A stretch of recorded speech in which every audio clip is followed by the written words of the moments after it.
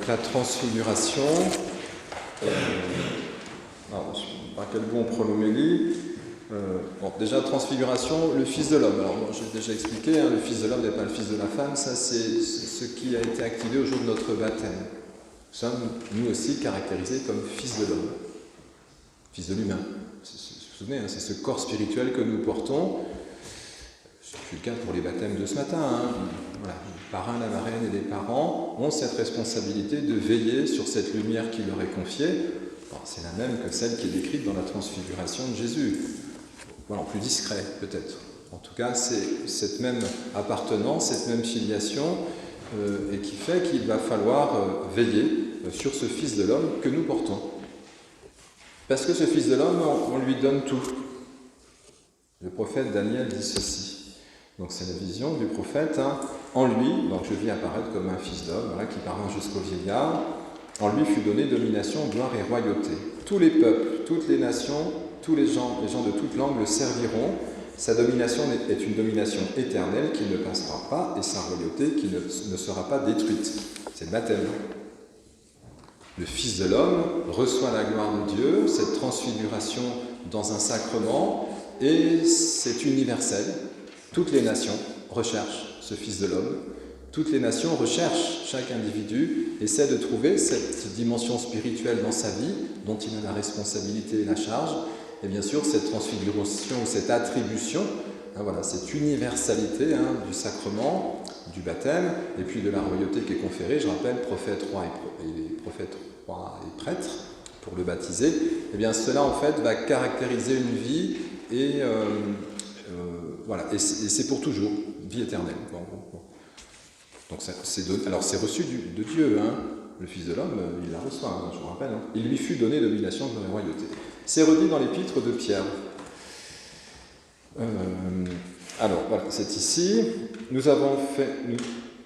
Que nous vous avons fait connaître la puissance et la venue de notre Seigneur Jésus-Christ. Donc nous sommes témoins oculaires de sa grandeur. Il a reçu de Dieu le Père l'honneur, la gloire, quand depuis la gloire magnifique lui parvint une voix qui disait « Celui-ci est mon Fils bien-aimé, en qui je trouve ma joie ». Donc la gloire qui transfigure Jésus est celle que le Père lui adresse et qui se confirme par une parole « Celui-ci est mon Fils bien-aimé, écoutez-le ». Donc Moïse et Élie qui conversent avec Jésus ne font rien d'autre que lui rappeler, faut-il vous redire, donc Moïse, on avait cette semaine dans les premières lectures de la messe, qu'il se voilait le visage quand il sortait de la tente de la rencontre. Voilà, parce que son visage était lumineux. Donc c'est pas que Jésus qui a vécu la transfiguration. Les prophètes sont par essence ceux qui reçoivent la gloire de Dieu, une parole que Dieu leur adresse pour tous, universelle. Et j'en ai dit ce matin pour les baptêmes, un enfant qui est transfiguré au baptême, c'est pour tous. C'est la mission qui est inhérente à toute transfiguration. Voilà. La lumière brille et nous ferions bien de fixer nos yeux sur elle, puisque nous a dit Saint Pierre, comme une lampe brillant dans un lieu obscur jusqu'à ce que paraisse le jour et que l'étoile du matin se lève dans vos cœurs. C'est toujours le Fils de l'homme. Et oui, c'est des mots qu'on entend, mais ça parle de nous. Ça ne parle pas que de la transfiguration de Jésus. Les disciples ne comprennent pas. Vous avez entendu, ils sont dans une frayeur. Ben oui, nécessairement, parce qu'ils apprennent peu à peu à comprendre qui est Jésus. Quelle est cette gloire qui l'enveloppe et ces signes qu'il donne. Ils sont ceux qui le reçoivent du Père. Et ça, je vous le dis tout le temps, ce que nous appelons l'offrande. Donc la transfiguration promise pour Jésus est celle qui nous est accordée. Je l'ai dit, de baptême aujourd'hui, on fera mémoire de deux de nos défunts, Maurice et Yves. Et les obsèques, c'est une transfiguration. C'est pour ça qu'on met des bougies près du corps du défunt. C'est pour dire cette transfiguration de son corps, d'un corps matériel en corps spirituel. Le fils de la femme devient fils de l'homme. C'est notre espérance chrétienne.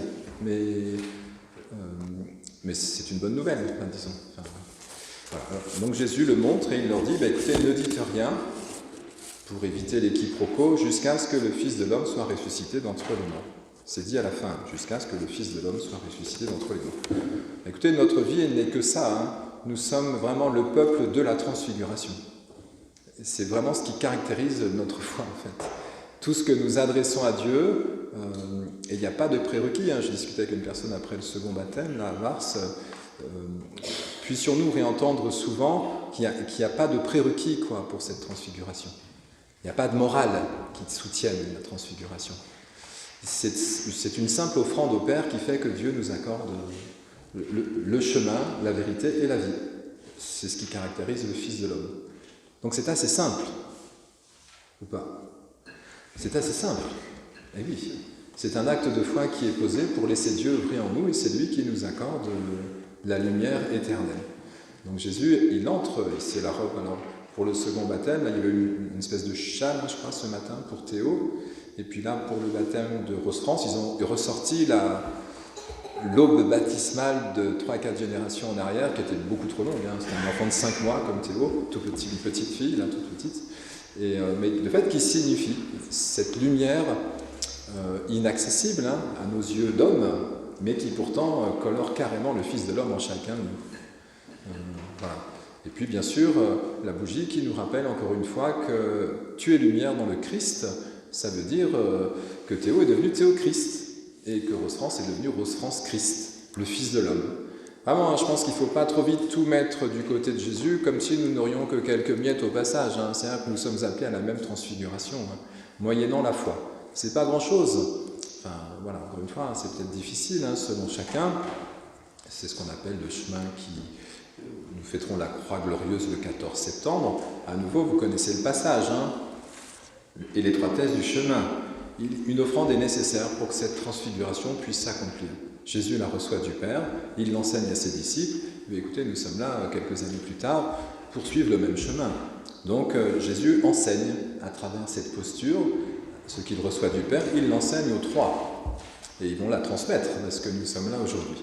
Alors vraiment, je pense, je ne sais pas si c'est la plus belle des fêtes chrétiennes, parce qu'elles sont toutes belles, mais enfin elles redisent toutes la même chose. Parce que là, on n'est pas dans les solennités, on est dans les fêtes du Seigneur. Bon, elle a la priorité sur le dimanche quand même. Mais moi je trouve qu'elle résume assez bien quand même l'itinéraire chrétien. Nous sommes appelés, comme des mutants, à une transfiguration continuelle jour après jour. Et c'est ça qui fait que la lumière brille dans les ténèbres, et nos vies ne manquent pas d'épreuves, mais guidées par cette lumière de l'Esprit, cette nuée qui accompagne le peuple chrétien, le peuple croyant, nous pouvons traverser la nuit. Voilà. Alors, écoutez que la montagne, parce qu'il semblerait que ce soit le haut lieu de la contemplation, en tout cas c'est là que Dieu se révèle, eh bien, nous aide à découvrir quelque chose de cette posture, simplement. Et si vous vous illuminez, si nous nous illuminons, je n'ai pas besoin de vous rappeler que la lumière, elle sort de Jésus, elle ne lui tombe pas dessus. Donc, ça, vous le saviez. Bon. Le baptême de Jésus, c'est une parole que le Père lui adresse. « Tu es mon Fils bien-aimé. En toi, je trouve ma joie. » Ça a été rappelé dans la lettre de Saint Pierre. La transfiguration, c'est pour les disciples. « Celui-ci est mon Fils bien-aimé, écoutez-le. » Voilà. Mais dans les deux cas, du coup, j'ai perdu le fil de ce que je voulais vous dire. Je voulais vous dire quoi? Comment? Voilà, merci. Alors, vous savez, dans les tableaux, on représente souvent quelque chose qui tombe. Bon, c'est comme c'est un peu décrit dans l'Évangile. Alors, il y a une colombe qui arrive, qui lui tombe dessus. Et non, je crois que ça ne s'est pas passé comme ça. Enfin, bon. Moi, il me semble que c'est de l'intérieur de vous que la lumière jaillit. Vous êtes temple de l'Esprit. C'est nous qui sommes transfigurés par l'intérieur, dans l'Esprit, moyennant l'offrande qui précède. Mais ça sort de nous. Et vous savez bien comment on représente les saints. Je l'ai rappelé ce matin, puisqu'on les invoque un jour de baptême. C'est toujours une grâce que Dieu accorde à chacun. Lui seul est saint. À lui l'honneur, la gloire et la puissance. Nous ne l'avons pas, mais nous l'avons en partage. À lui la royauté, le sacerdoce et la parole vraie. Mais nous la recevons en héritage, par l'offrande. C'est toujours ça qui est à convertir. Donc notre conversion, c'est pas de... Encore une fois, peut-être c'est surtout toujours là qu'il faut insister, notre conversion n'est pas tant dans nos efforts pour nous configurer à l'image de Dieu que de le laisser faire. Je l'ai commenté largement les derniers dimanches à travers la parabole de l'ivraie du bon grain. On a eu à nouveau la même chose dimanche dernier sur la pêche, où il faut trier les poissons. Et le message, il est clair, c'est les anges qui font le tri, pas nous. Bon, ça veut dire que c'est Dieu qui fait le travail, quoi. Donc c'est pas si compliqué.